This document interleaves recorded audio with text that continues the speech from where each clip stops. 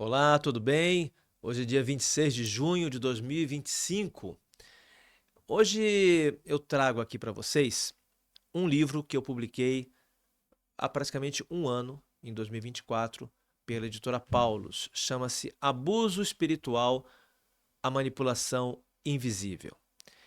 Eu nunca escrevi ao longo da minha carreira, desde 1996, quando publiquei meu primeiro livro, Ler, Pensar, Escrever. Eu nunca publiquei nada polêmico, de 96 até hoje.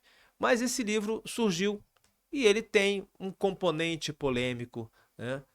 Um componente de luta, polemos, né? Em grego significa luta.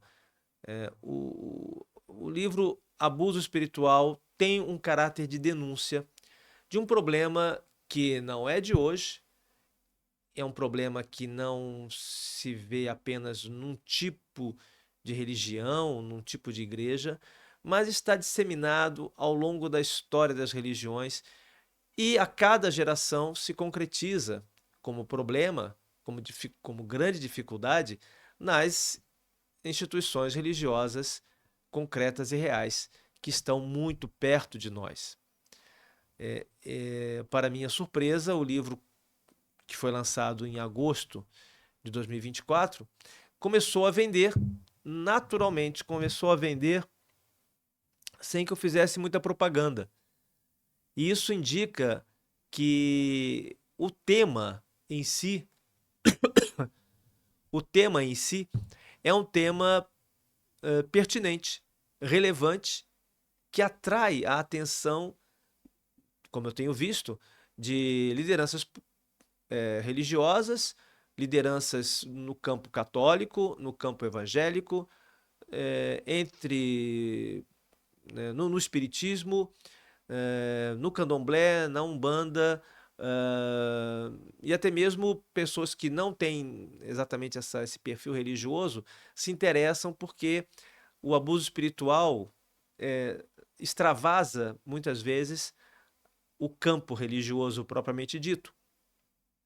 Se você analisar com calma, alguns truques de manipulação que nós vemos em algumas manifestações religiosas, em alguns movimentos religiosos, são truques que se reproduzem também numa campanha política, até mesmo no âmbito empresarial. De modo que abuso espiritual começou a ser e se tornou, dentre os meus mais de 30 livros, aquele que mais trouxe impacto para um público maior do que o meu público habitual, que é o meu público de educadores, né, de intelectuais que apreciam a literatura, a palavra, a escrita, a leitura. O abuso espiritual nasceu de uma maneira muito espontânea, e quando alguém me pergunta, mas como você teve essa ideia de escrever sobre o abuso espiritual? É a típica coisa que acontece na produção de um livro, quando o tema se impõe ao autor. Eu devo ter escrito esse livro em 15 dias, 20 dias, mas ele já vinha sendo formado, gestado há muitos anos. Porque eu vi muita gente vítima de abuso espiritual sem saber exatamente que se tratava de abuso espiritual. Esse conceito de abuso espiritual, embora corresponda a uma realidade arquiconhecida, não é um conceito recente. Essa formulação abuso espiritual choca um tanto. É claro que a palavra abuso tem uma força muito grande, o adjetivo espiritual tem sempre um atrativo também muito grande, mas a junção de abuso espiritual não é comum, pelo menos em boa parte da literatura que estuda religiões e violência religiosa no Brasil. Em outros lugares, em outros países, desde a década de 1980, 1990, nos Estados Unidos, por exemplo, talvez também na Itália, né, ou na Inglaterra, essa expressão abuso espiritual já existia, começou a ser empregada e a fazer parte de publicações, até mesmo de pesquisas de caráter acadêmico, né? Pesquisas acadêmicas, pesquisas nas universidades. Porque é um fenômeno que acontece quando há abuso de poder em espaços religiosos. O abuso de poder está posto já está aí, né, no ar. Você pode ter sido vítima de abuso de poder, de abuso de autoridade no seu trabalho, na sua família, no seu clube, no seu sindicato, no instituto onde você fazia algum tipo de atividade. O abuso de poder está sempre aí. Uma pessoa utiliza o cargo que tem, a autoridade que tem, o poder que possui, que tem, para humilhar alguém, para manipular alguém, para obter algumas vantagens, né? Se prevalecendo justamente dessa condição de autoridade. Porém, o abuso espiritual tem uma característica mais perversa, inclusive, porque o abuso espiritual é o uso da autoridade, do cargo, do poder que alguém tenha dentro de uma estrutura religiosa, dentro de uma igreja, dentro de um grupo de fé, mas esse poder não atinge apenas a pessoa na sua exterioridade, na sua liberdade de ir e vir, por exemplo, mas vai lá no seu espírito, lá no âmago da sua alma, na alma da sua alma, ali onde, se você pensar teologicamente, só haveria espaço para a pessoa e Deus, ou para a pessoa e sua própria consciência, ou para a pessoa e algum tipo de verdade que a sustenta como ser humano na sua íntima intimidade, né? Algo que Santo Agostinho falava bastante, né? Que no íntimo mais íntimo nós encontramos a verdade, no nosso íntimo mais íntimo nós encontramos Deus, né? Que coincide com muitas percepções místicas ou filosóficas, segundo as quais, quando entramos em nós mesmos, nós encontramos algo muito profundo em nós que inclusive nos transcende. E essa realidade transcendente é atingida pelo abusador espiritual. É como se ele fosse lá e de algum modo desfigurasse, ferisse, tentasse destruir essa profundidade, esse núcleo profundo do ser humano, naquilo que ele tem de mais pessoal, de mais precioso, né? Fazendo com que a voz da consciência, ou a voz de Deus, ou a voz do Espírito, ou a voz desse eu que é mais eu do que eu mesmo sou, como se ele, abusador, pudesse substituir essa realidade profunda pela sua voz, pela sua vontade, pela sua presença, né? O abusador espiritual tem essa ambição de falar em nome de Deus e até mesmo estar no lugar de Deus e fazer aquilo que Deus não consegue fazer, né? Que é muitas vezes obrigar uma pessoa a trabalhar ou explorar a vida financeira dessa pessoa, e daí vem os abusos, né? O abuso sexual também é precedido pelo abuso espiritual, que é um abuso de confiança naquela suposta autoridade religiosa. Então, abuso sexual, abuso financeiro, abuso patrimonial, abuso físico, abuso trabalhista. Há movimentos, há grupos religiosos que sorvem a capacidade de trabalho dos seus membros ou dos né, seus seguidores, seus adeptos, e suga aquelas horas de trabalho sem remunerar, muitas vezes, ou dando em troca algum tipo de compensação material menor, ou até mesmo somente uma compensação espiritual, né?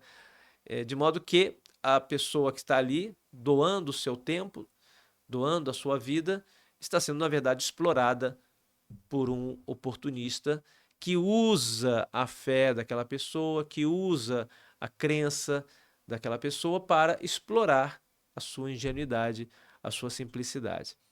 Esse é um caso de abuso trabalhista dentro do quadro de abuso espiritual.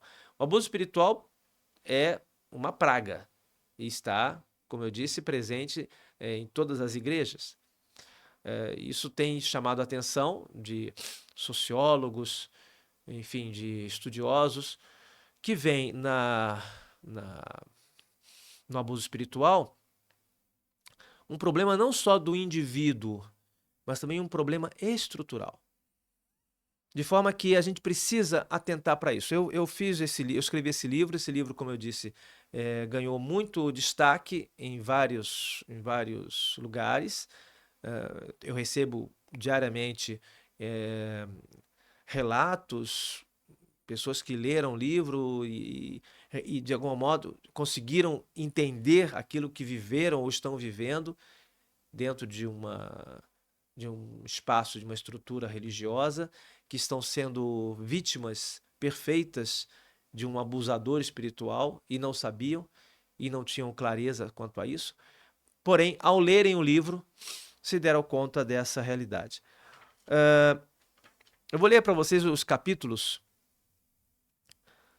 títulos dos capítulos, para vocês terem um pouco a noção do teor do livro, né? Então, tem um prefácio, introdução. Aliás, quem faz o prefácio é um teólogo chamado Ronaldo Zacarias, um teólogo conhecido nos meios, né, eclesiais. Ronaldo Zacarias é doutor em teologia moral, padre salesiano, um prefácio muito generoso ele fez para o livro. Tem a introdução e aí vem os títulos: Outros abusos e o abuso espiritual, A vítima perfeita, em que eu descrevo as características principais de uma pessoa que se torna presa do abusador espiritual, os truques da manipulação, porque essa manipulação é invisível, mas ela tem também as suas características, né, reconhecíveis. A ideologia do medo, toda vez que alguém usa o inferno, o demônio, seja o que for, ameaças, para meter medo, tem aí elementos abusivos.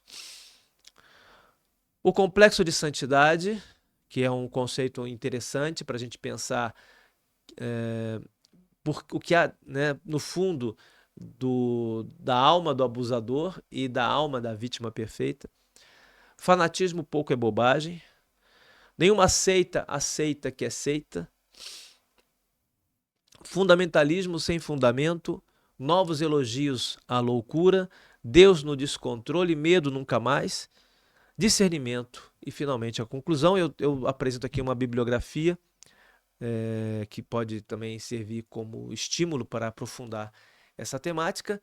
E à medida que eu estou indo em vários lugares, já fui a Natal, já fui a Mossoró, a São Luís do Maranhão, já fui a Florianópolis, a Porto Alegre, para falar sobre esse livro. À medida que isso vai acontecendo, eu vou percebendo também que mais pessoas se dão conta de que esse problema é real, é antigo e não é tolerável, né? Precisamos, de algum modo, pensá-lo, discutir essa questão e apresentar caminhos de cura para as instituições e de cura para as pessoas, né? E não só para as vítimas, também para os próprios abusadores. Seria muito conveniente que pessoas identificadas em algum grau como abusadores espirituais recebessem imediatamente um tratamento, uma terapia, um acompanhamento terapêutico para frear esse impulso narcisista, muitas vezes, esse impulso controlador que fere as vítimas, sem dúvida, mas também é um processo de autodestruição do próprio abusador. A propósito disso, na Fapcom, que é a Faculdade de Comunicação da Paulus, né, o livro foi publicado pela editora Paulus, na Fapcom, na Vila Mariana, em São Paulo, haverá um curso de 4 dias em que eu e Adriana Guimarães, professora de teologia, também, vamos falar sobre esse tema do abuso de poder em espaços religiosos. Nos 4 últimos dias de julho, 28, 29, 30 e 31 de julho de 2025. Então, se você está assistindo a esse vídeo, ainda não chegou a data né, de 28 de julho de 2025, 28 do 07, né, de 2025, procure o site da Fapcom, é fácil encontrar, ou esse tema, abuso religioso em espaços, abuso espiritual, abuso de poder em espaços religiosos, com meu nome, Gabriel Perecer, é fácil encontrar. Também pode visitar o meu site, cristologiadoencontro.com. Logo na página inicial tem um caminho para chegar até lá. E é isso. Eu fico contente pelo fato de que o tema está crescendo na consciência de pessoas dentro e fora das igrejas, porque às vezes eu imagino que é não só um problema de caráter teológico ou de caráter espiritual, mas é também um problema de saúde pública, porque muitas pessoas têm a sua vida, a sua saúde mental prejudicadas quando, com boa vontade, com boa fé, participam de eh, eventos religiosos, né, grupos religiosos que têm nos seus quadros abusadores espirituais, pessoas que invadem a consciência alheia e causam um estrago psíquico, emocional, existencial muito grande. Fica então essa sugestão também de leitura, Abuso Espiritual, a Manipulação Invisível, pela editora Paulus. Um grande abraço e até a próxima.